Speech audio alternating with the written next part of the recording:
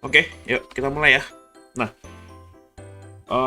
ini sebuah aktivitas yang mungkin bakal dilakukan sesekali, ya review portfolio karena kita perhatiin minggu ini mungkin marketnya agak nggak enak ya, marketnya agak nggak enak. Kalau misalnya minggu ini kalian pegang properti, mungkin ya lumayan, porto kalian ada sebuah kenaikan. Cuma yang portonya nggak didiversifikasikan, hanya pegang komoditas doang, ya kemungkinan minggu ini ya portonya nggak gitu kemana-mana. Oke, jadi bagi beberapa yang ada masih pegang properti ya sebenarnya lumayan buat kalian karena kan kita perhatiin secara sektoral, sektor properti salah satu yang mendominasi minggu ini ya, sama konstruksi. Nah, seperti yang gue pernah bilang hari live terakhir kita ya, hari Senin ya, mau cari value company, properti lah value company, sektor properti. Oke, karena sektor properti kalau kalian perhatiin memang sebuah sektor yang pas tuh hitungannya murah, cenderung secara perhitungan tuh murah banget properti tuh, saham-saham harga properti murah. Jadi kalau berani pegang beberapa bulan ya sebenarnya wajar gitu, kalian bisa dapat cuan dari properti, tapi harus berani hold beberapa bulan, pasti bisa. Oke, nah sekarang kalau kita bahas dulu di properti ya, waktu beberapa orang mungkin nanya ya, kita perhatiin saham properti itu ada apa aja. Misalnya, oke kita lihat kita pakai Stockbit deh, biar gampang. Sebelum kita mulai kita bahas properti dulu bentar.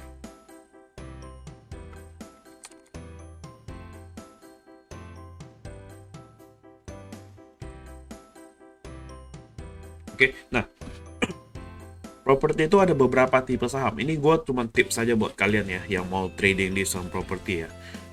Oke, properti itu ada 79 saham yang masuk ke dalam kategori properti.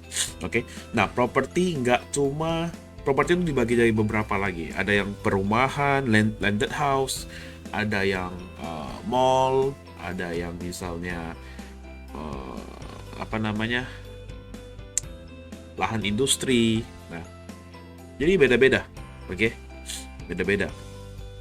Nah, kalau kalian sesuaikan dengan market cap, yang terbesar tuh ada di Pakuwon, MKPI, BSDE, CTRA, dan SMRA. MKPI kita keluarin, nggak usah, karena MKPI sebenarnya bagus properti. Sebenarnya kalau mau cari perusahaan properti yang paling bagus, inilah MKPI sebenarnya paling bagus. Masalahnya terlalu tipis, nggak bisa buat kalian belanjain. Oke, ini MKPI ini yang bangun Pondok Indah. Kalau kalian di Jakarta ada Pondok Indah, nah ini mereka lah yang bangun. Oke, kenapa tipis? Ya oke, masyarakat 22%. Tapi ketika kalian lihat offer dan bidnya begini, yang berarti apa? Yang berarti saham-saham di MKPI ini yang pegang bukan di masyarakat sebenarnya. Kemungkinan ada di orang-orang di sini. Atau enggak komisaris-komisarisnya, atau enggak direktur-direkturnya. Oke. Oh, kalau kita lihat secara angka ya, ya MKPI ini salah satu yang sehat, yang bagus. Oke, tapi terlalu tipis, jadi kita otomatis nggak belanjain ya. Jadi top 5 bisa kita lihat adalah Pakuwon, BSDE, CTRA, SMRA, dan LPKR. Top 5 ya. Nah, kalau dari saran gue pribadi sendiri ya, di properti kalian nggak perlu cari yang aneh-aneh. Carilah benar-benar properti yang secara likuiditas bagus, pertama. Dan kedua, secara market cap besar, nggak apa-apa. Kenapa? Karena rata-rata geraknya itu bareng. Ya, Pakuwon naik 8%, yang lucu-lucuan di properti yang lain bisa jadi nggak naik. Karena properti itu berbeda dengan bisnis kayak energi, di mana energi itu kalau misalnya perusahaan A ekspor, perusahaan B juga ekspor. Sedangkan kalau di properti, mereka tuh melihat yang namanya tanah lo seberapa gede, yang masih bisa dikembangin seberapa gede, aset yang lo punya seberapa besar bisa menghasilkan uang. Jadi bakal berbeda-beda. Gue bisa jalan-jalan misalnya di Jakarta contoh ya, gue bisa jalan-jalan ke mall CP, APLN, misalnya gitu. Oke. Tapi orang lain juga bisa jalan-jalan ke Mall Summarecon. Dan hasilnya tuh sama. Oke. Gua ke APLN, mungkin APLN ada 3 mall misalnya. Contohnya ya, sorry, kita sebut dua aja deh. Oke, pertama Central Park yang di Jakarta, yang kedua Orchard Park yang di Batam. Karena gue orang Batam, jadi gue jelasin situasinya. Oke. Sorry, lagi agak flu nih. Oke, jadi jumlah orang yang datang ke Central Park plus Orchard Park Batam, let's say 100.000 orang dalam sebulan. Ya. Sedangkan jumlah orang yang datang ke mall di Summarecon kita ambil dua juga, yang di Gading Serpong 1 sama yang di Bekasi. Oke, jumlahnya 200.000 orang. Nah, inilah sebuah perbedaan yang tidak bisa kita samakan dengan perusahaan energi. Karena kalau energi, lo ekspor ke A dan gue ekspor ke B, harganya sama.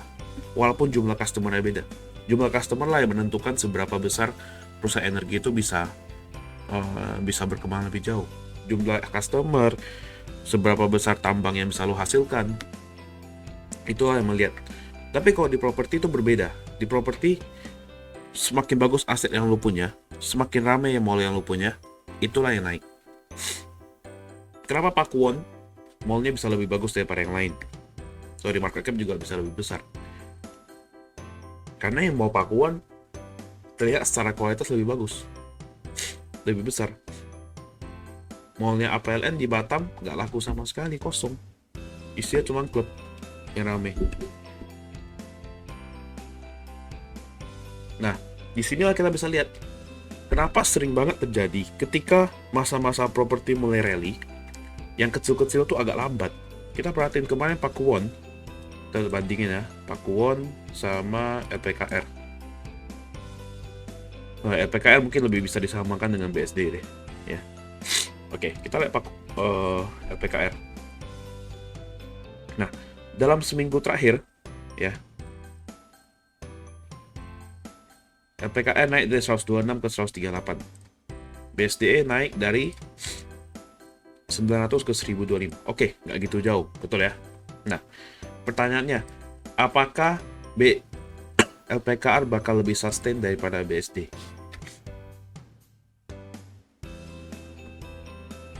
Jawabannya menurut gua, ke depannya lu mau cari yang lebih safe. Kan kita kalau properti mainnya lebih swing ya, nggak di cuma tradingin ya. Kalau di properti lebih safe, BSD. Kenapa? Kita lihat secara manajemen. Nah, BSD siapa? Ada yang tahu BSD siapa?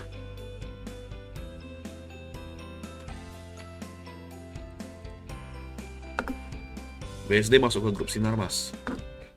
LPKR masuk ke grup Lipo.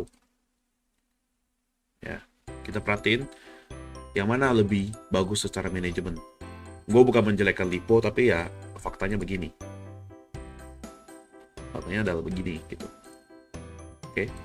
Maka dari itu, kalau properti, kenapa gue selalu ngomong ambilnya BSD, CTRA, SMRA, 3 ini aja, nggak usah ambil yang lain.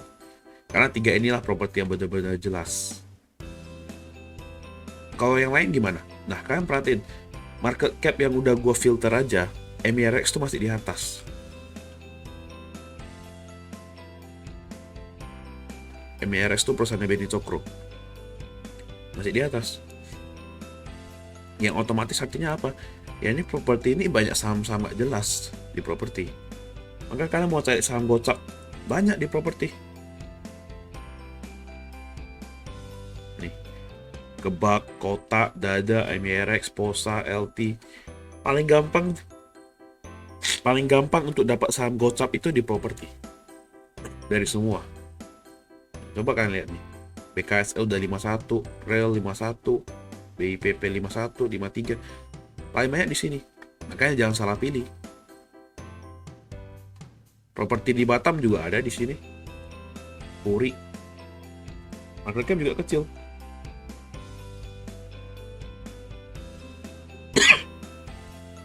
Ya. Oke, carilah yang lebih jelas. Kok buram ya di saya? Yang lain aman nggak? Nah, CTRA termasuk nggak? Ya termasuk nih, sorry, BSD, CTRA, SMRA. Tiga ini kan. Kalau Pakuan di bagian mall, di bagian yang berhubungan dengan landed house, tiga ini. Yang penjualan bakal lebih ramai ya tiga ini. Pengembangan bakal lebih ramai ya tiga ini. BSDE, CTRA, SMRA. Kebak ada potensi bangun nggak? Ada, tapi ya nggak jauh. Oke, itu yang landed house. Yang shopping mall, larinya ke Pakuan aja. Nggak usah ke yang lain. Yang lain kalau ada pun, emang ada satu yang bagus, tapi secara likuiditas terlalu tipis. Naiknya hari ini gini, sorenya gini, nggak usah. Oke? Nah, kalau berbicara mengenai lahan industri, oke, yang berhubungan dengan industri, kan itu masuk dalam properti juga. Ada beberapa yang menarik, contoh Demas. Demas, kenapa oke? Karena Demas bagi dividen gede. Itu doang yang bikin dia oke. Secara dividen, Demas tuh lumayan bagus. Oke, yang kedua, misalnya kalian perhatiin MMLP. MMLP secara pergudangan ini juga oke. Lahan industri, yang lain gimana? Nah, kalian perhatiin dulu secara sektoral dari pemerintah, secara peraturan pemerintah, lahan industri itu peraturannya mau gimana? Peraturan lahan industri pemerintah gimana? Kayak dulu sempat heboh di mana masa-masa waktu Antam mau masuk. Ya, banyak yang berprediksi bahwa Antam yang untuk perusahaan di Antam itu ya, itu bakal berhubungan dengan lahan industri di Batang, Jawa Tengah. Ya, banyak prediksinya ke sana. Tapi tiba-tiba pemerintah mengeluarkan peraturan di mana lahan industri free. Ya, jadi nggak ada hubungan dengan perusahaan mereka. Ya kan? Nah, yang lain kalian lihat lah. Land, 1, Bika, CPRI, semua ya kecil-kecil tak jelas, Forza. Nah, maka dari itu properti mau main, pilihlah yang jelas saja. Yang benar-benar jelas. Tidaknya yang kalau kalian mau ngomong soal produk yang kalian pakai, ya inilah, pilihlah yang kalian pakai. Ya potensi gede ke depannya menurut gua adalah ASRI. Kenapa? ASRI secara lahan masih gede, pembangunan masih banyak. Nah, cuma ASRI itu kendalanya ada di yang namanya utang. Utangnya ASRI lumayan gede. Itu aja. Cuma kalau kalian berani jangka panjang, benar-benar panjang, menurut gue yang pembangunannya masih gede adalah ASRI. Nah, tiga ini pasti kan, BSD, CTRA, SMRA ini pasti. Ini aja tiga ini udah mulai masuk ke Batam, tapi nggak langsung, nggak direct. Yang berarti udah masuk ke kota-kota kecil. Oke. Nah, untuk Pakuan sendiri, kenapa Pakuan bergerak lumayan paling kenceng dibandingkan yang lain? Kita perhatiin BSDE, CTRA, SMRA, Owon. Nah, kenapa Pakuan geraknya yang lumayan paling signifikan nih? 20%. Kenapa? Karena ada yang namanya kemarin pelonggaran COVID. Kalau penerbangan aja udah nggak perlu antigen, ya, udah nggak perlu antigen, apalagi ke mall, yang nggak perlu pindah kota, lebih gampang. Jadi bakal lebih rame. Oke. Nah, makanya Pakuan tuh cenderung bakal paling menarik sebenarnya dibandingkan yang lain.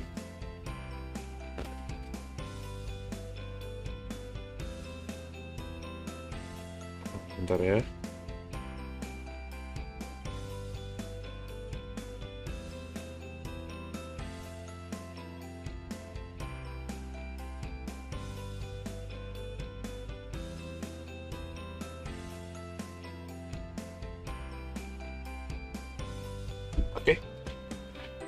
So properti oke ya. Nah, MDLN itu juga kendala di utang. Kemarin kenapa bisa buka dari suspend ya, karena ada restrukturisasi utang. Kan di suspend nih kemarin. Dari Desember, Januari, nah awal kan di sini nih. September nih. Terakhir closing 30 September. Januari, Desember buka langsung arah. Kenapa? Ya restrukturisasi utang. Apakah bagus? Sebenarnya bagus, lumayan. Doang kendala di utangnya susah. Asri Mall nggak laku. Iya betul, Asri Mall nggak laku. Tapi yang Asri yang gue lihat itu adalah potensi dia untuk berkembang. Bukan di mallnya. Mallnya emang jelek, gue akui. Mallnya Asri sepi banget. Nggak bagus mallnya. Maksudnya bukan nggak bagus itu gimana ya? Nggak memancing orang untuk dateng gitu. Berbeda dengan mall-mall yang lain di Indonesia. Tapi secara tanah, secara kotanya Alam Sutra ya, itu lumayan menarik untuk kedepannya. Oke. Jadi sekali lagi gue ingetin, properti tolonglah nggak usah main yang aneh-aneh. Udah, nggak usah pergi cari BKDP. BKDP ya untuk copet-copet ya menarik karena volatilitasnya tinggi.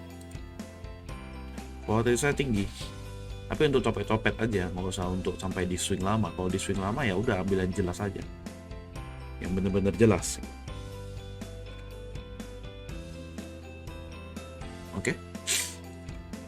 Oke, jadi itu untuk properti. Nah, sekarang kita perhatiin komoditas. Nah, apakah komoditas masih bisa naik saham-saham energi? Karena ini perang belum kelar. Ya. Kalau perang belum kelar, ya otomatis komoditas itu masih sesuatu yang menarik. Bakal masih menarik. Ya, karena Rusia sebagai salah satu negara yang memang berhubungan dengan energi gede.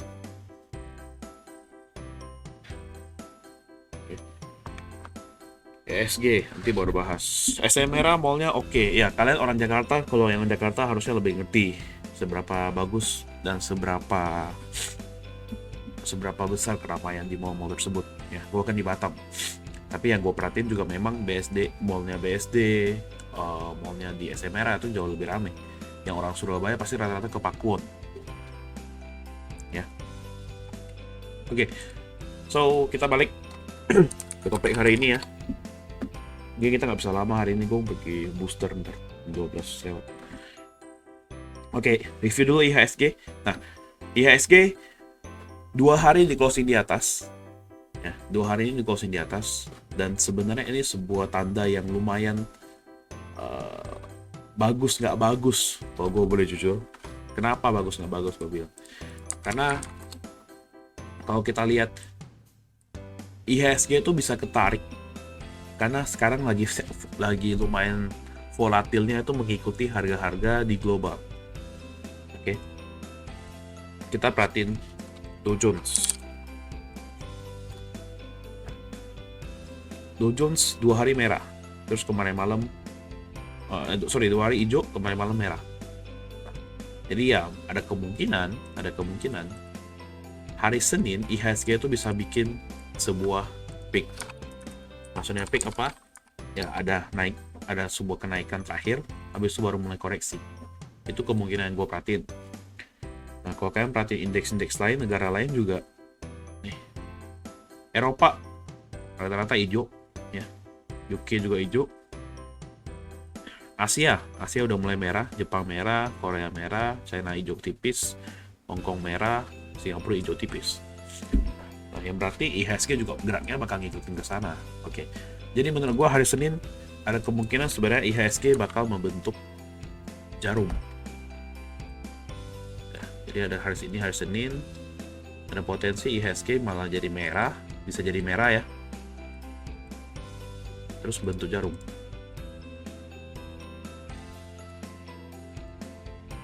Bisa dipindahin, udah lah, intinya gitulah, bentuk jarum. Nah, jadi habis itu kalau prediksi gue kan minggu ketiga mulai menurun ya.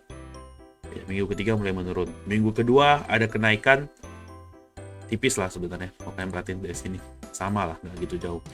Nah, minggu ketiga mulai penurunan, mungkin penurunan bisa ngetes sampai ke 6730 sampai ke akhir bulan. Ada kemungkinan sih begitu, karena IHSG juga udah rally dari Januari sampai sekarang ya.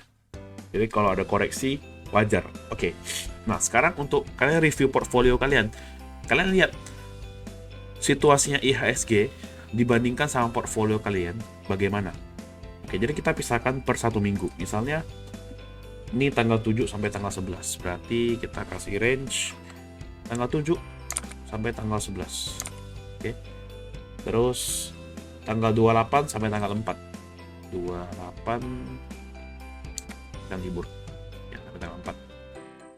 Ya, tarik mundur lagi.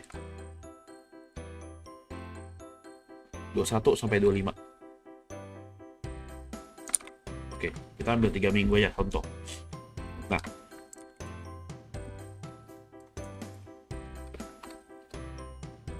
oke.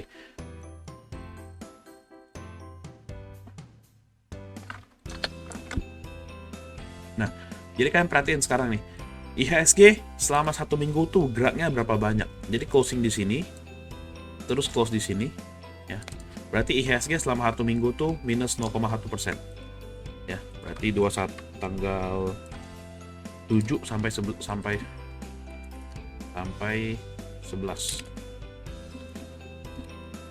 minus 0,1%. Iya.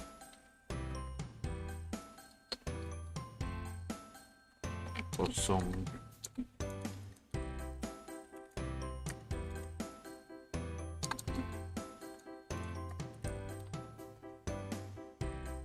Oke. Minus 0,1%. Oke, sekarang kalian hitung dari portfolio kalian. Ya, misalnya minggu lalu tuh closingnya di level kalian punya portfolio. Nah, kalian review dulu dari awal. Mungkin beberapa yang udah lama di JOC kalian bingung. Gue selama trading di JOC cor atau enggak ya? Mungkin beberapa ada yang bingung. Lupa. Awal udah top up berapa, sekarang portfolio kenaikannya udah berapa. Yang paling gampang adalah kalian lihat modal awal kalian berapa. Ya, modal awal kalian berapa sama total invested yang di aplikasi HPJOC atau equity kalian. Ini yang perlu kalian perhatiin. Misalnya modal awal kalian udah setor, udah deposit di JOC, anggaplah 500 juta. Anggapannya gitu.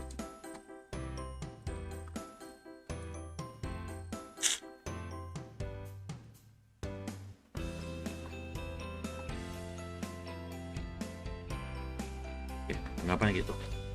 Awal store di JOC 500 juta. Nah, disinilah kalian bisa melihat sekarang equity kalian anggaplah 480 juta.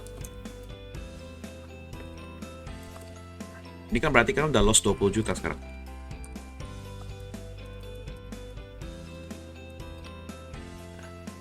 Ini loss kalian sekarang ya. Oke. Jadi target kalian adalah kalian mendapatkan loss ini balik. Inilah target kalian. Oke, kalau gue pribadi, gue nggak menyarankan bagi yang jarang trading ya, atau yang masih mungkin belum gitu paham ya, masih pemula. Gue nggak menyarankan kalian untuk mendapatkan target bulanan. Kayak sebulan gue harus dapat 3%, sebulan gue harus dapat 2%. Nggak, gue nggak nyaranin gitu. Kenapa? Nanti kalau misalnya kalian punya mindset ya, gue punya mindset misalnya 3% sebulan. Oke, misalnya gitu. Nah, ketika kalian punya mindset begini, nanti ketika udah di akhir bulan, ya misalnya udah tanggal 21 sampai 28 ini, kalian masih loss, kalian bakal hajar terus. Kalau kalian hajar terus, kadang ada satu decision di mana kalian tuh jadi FOMO. Karena mau kejar, karena kalian mau kejar itu, mau kejar target kalian. Oke, makanya di saham yang kalian perhatiin jangan cuma dalam sebulan. Lihat dalam waktu misalnya 3 bulan minimal, 6 bulan, atau tahun. Jadi jangan bandingkan portfolio kalian tuh dalam waktu yang singkat. Kenapa? Karena kita nggak bisa tahu dalam sebulan tuh market bakal sebagus apa, dalam sebulan market bisa dalam sejelek apa. Tapi yang terutama adalah kalian melihat dalam waktu 1 bulan portfolio performa kalian tuh bagaimana. Sekarang tanggal 12 Februari ya. Oke, sorry 12 Maret ya. Berarti kalau kita menurut 1 bulan, porto kalian tuh harusnya udah naik sekitar 1% minimal. Minimal. Kenapa? Karena IHSG naik 1%. Ya.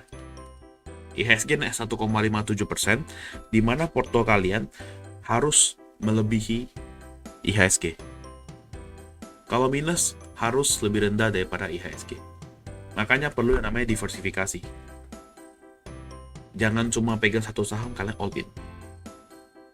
Karena kalau mentalnya nggak kuat ya, kalian cuma pegang satu saham. Misal contoh kalian punya dana, gue nggak usah ngomong gede-gede dulu deh, ngomong 5 juta aja misalnya. Ya. Ada beberapa orang beli 5 juta ini hanya dalam 2 saham. Mereka hanya beli Saratoga 2,5 juta, beli Powon 2,5 juta. Oke. Kalau situasinya begini, ya kalau jujur gue pribadi, gue bakal saranin kalian 5 juta. Kalau lu mau dapat return yang tinggi, ya udah jangan banyak sahamnya. Saran gue gitu. Oke.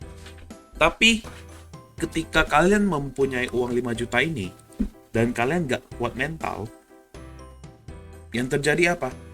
Yang terjadi ketika 2,5 juta ini minus 4%, ya, yang ini plus 2%, oke, kalian bakal takut buat buru-buru CL yang ini. Padahal sebenarnya teknikal masih oke. Kenapa bisa begitu? Karena kalian mikir, waduh, gue maksudnya gede lagi 50% dari porto. Jadi bakal panik sendiri ujung-ujungnya. Nah, misalnya ada satu saham lagi yang menarik. Anggap misalnya dan tiba-tiba Adaro menarik ya. Apa yang bakal dilakukan? TL Saratoga atau TP Powon? Pasti bakal TP Powon. Karena mereka bakal mikir, kita bakal mikir bahwa ini lagi minus, sayang kalau buat CL. Oke.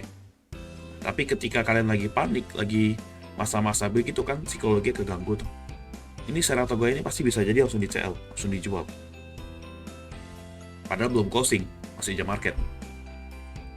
Mungkin closing dia tinggal jadi minus 2%. Ini yang di TP, langsung dijual. Ini dijual, hajar ke Adaro. Padahal minggu depannya tiba-tiba pakuannya gerak lagi. Jadi harusnya plus 10%. Ini yang sering terjadi. Makanya kenapa banyak istilah muncul. Kenapa ya gua jual malah naik? Kenapa gua TP malah naik lagi? Ya intinya kenapa gua jual malah makin naik gitu. Karena jualnya bukan di saat yang tepat. Jualnya tuh karena satu yang namanya buru-buru. Buru-buru jual, ya udah malah naik jadinya. Kayak paling gampang sebenarnya kalian perhatiin ESA deh. ESA ini sering banget muncul yang namanya ekor. Ya. Ini waktu di sini di level 680, 690 ya. Gue yakin pasti banyak CL. Banyak CL di sini. Karena kalau kita pakai cara closing, ya ini closingnya selalu di atas resisten kok. Masih bagus closingnya. Ini juga masih bagus, ini juga masih bagus. Gitu. Itu yang bikin kalian buru-buru. Oke. Nah, makanya kalau kalian punya porto, ya, kalau mental kalian lumayan kuat, kalian bisa menerima loss. Misalnya contohnya kalian masuk 2,5 juta minus 2%, itu berarti kan kalian loss sekitar 50.000 ya. 2,5 juta minus 2%, 50.000 ya. Oke, berarti kalian di sini minus 50.000. Oke. Nah, kalau misalnya kalian kuat melihat minus 50.000 ini, ya udah silakan pakai cuma beli 2 saham atau 1 saham, silakan, gak masalah. Karena kalau 5 juta minus 4%, berarti kan 200.000 ya. Jadi kalau misalnya kalian kuat, ya udah silakan, nggak apa-apa. Tapi kalau kalian belum kuat untuk melihat loss segede ini, ya udah kalian pisahin lagi. Oke, kita simulasikan, misalnya gue naikin angkanya ya, Porto 100 juta deh. Oke, beli Saratoga 25 juta. Sorry, nggak usah. Terus beli Medco 50 juta. Oke, berarti porsinya 50% ya. Nah, anggapan Medco kan kocoknya kemarin lumayan oke ya, lumayan sadis juga ya, minus 4%. Saratoga minus 4%. Yang berarti setiap saham ini sekarang kan situasinya lagi minus 50 juta kurang 4%. Berarti 2 juta.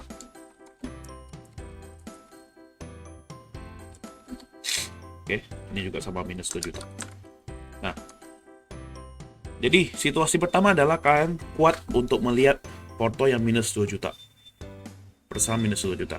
Kalau kalian kuat, kalian ngerasa minus 2 juta nggak apa-apa lah. Kalau kalian ngerasa gitu, ya udah silakan pakai cara ini. Hanya beli 2 saham. Oke. Tapi kuatnya harus benar-benar kuat ya. Karena kalau kalian nggak kuat, ini ketika rebound, ketika ini misalnya Medco mulai rebound jadi 2% plus 2%, kalian bakal langsung jual. Tapi kalau kalian kuat, kalian bakal hold terus. Oke. Nah, kalau misalnya minus 4% di angka 2 juta ini bukan sesuatu yang kalian prefer, bukan sesuatu yang kalian ngerasa bahwa oke, ini saya bisa terima. Ya udah, kalian pisah lagi. Jadiin 4 saham misalnya. Misalnya Saratoga, Medco jadi 25 juta.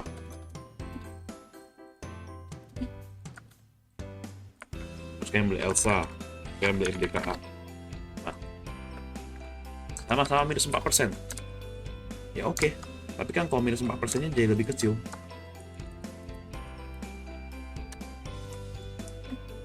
Rp1 juta.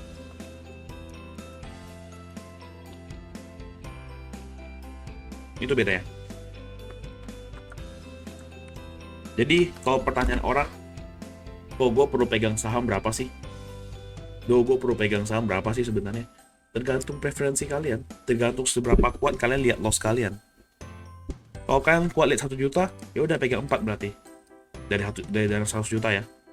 Kalau kalian masih nggak kuat 1 juta, ya udah bagi lagi jadi 8. Satu saham 12,5 juta misalnya gitu. Ini simulasi aja ya. Minus 4%. Ya udah berarti kan 500.000. Oke. Kayak tergantung profil resiko kalian. Kalau kalian resikonya bisa tahan gede, ya bagus. Ambil yang gede, ambil yang sahamnya dikit. Jadi kalau misalnya dia udah plus 4%, kalian juga cuma 2 juta sama. Karena gue tahu di grup ini ada beberapa orang yang tipenya pegang sahamnya banyak sampai 20-an. Ya, dia seneng aja beli saham kayak cuma 3 juta, 4 juta, padahal dana mungkin ada ratusan juta. Tapi satu saham 3 juta, 4 juta, ya seneng-seneng aja. Karena yang mereka lihat adalah cuannya. Mereka nggak lihat seberapa besar cuannya. Mereka lihat pelan-pelan cuan, lama-lama akumulasi naik. Tapi ada juga yang dananya misalnya 1M, dananya 1M, mereka cuma hajar di 2 saham. Ada. Jadi kalau loss pusing, tapi kalau cuan luber. Tapi baik lagi mentalnya seberapa kuat. Nah ternyata mental mereka kuat, ya oke, bagus. Silakan di hold, nggak apa-apa, nggak ada yang salah. Cara 2 ini nggak ada salah, nggak ada benar. Jadi balik lagi, tergantung kalian bisa pilih yang mana. Oke? Nah, oke. Sekarang untuk kita review portfolio. Jadi untuk kita review portfolio, kalian perhatiin pergerakan 2 minggu terakhir, berarti kan closing di sini ya.